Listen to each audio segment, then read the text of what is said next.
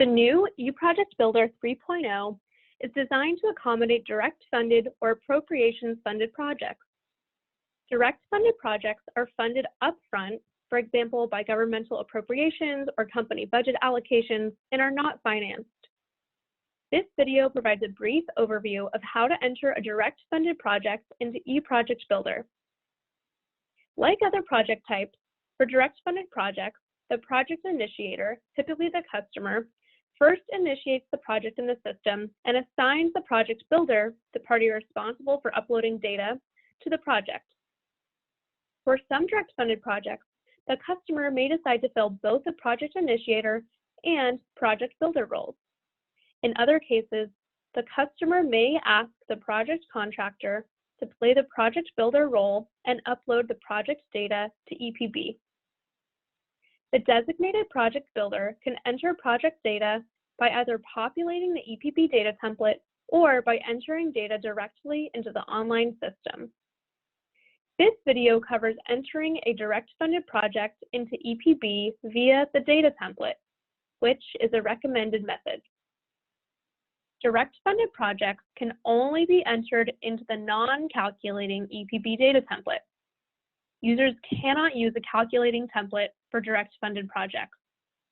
To begin entering a direct funded project into the online system via the data template, the project builder should first go to the EPB Help and Documentation page and choose to download the non-calculating data template.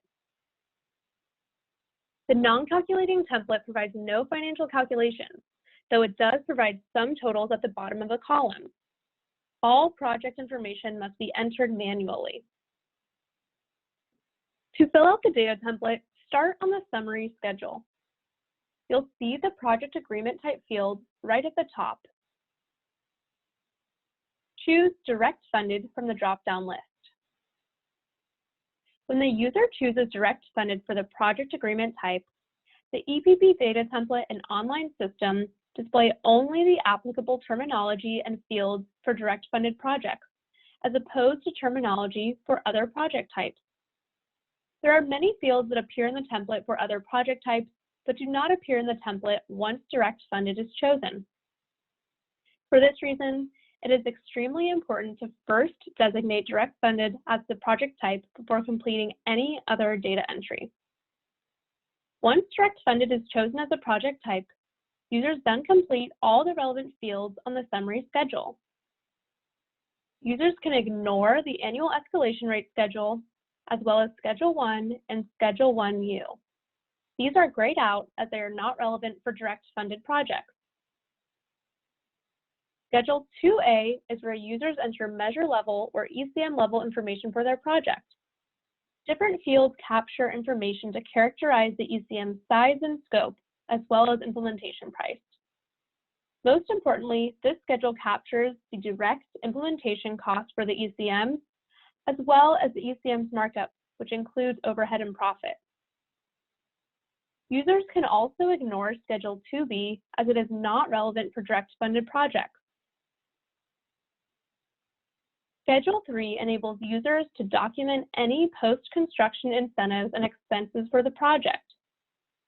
Users enter any post-construction incentives and revenue or other types of incoming payments in the top section.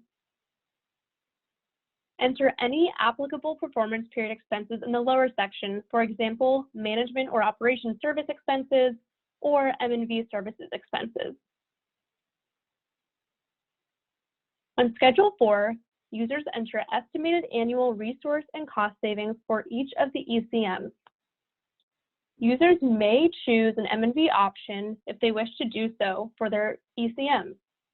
They can also enter baseline and savings information for each ECM. Lastly, users can ignore Schedule 5 as it is not relevant for direct funded projects and is grayed out in the template. For more information on using EPB for direct funded projects, please see the full direct funded project guide on the EPB Help and Documentation page.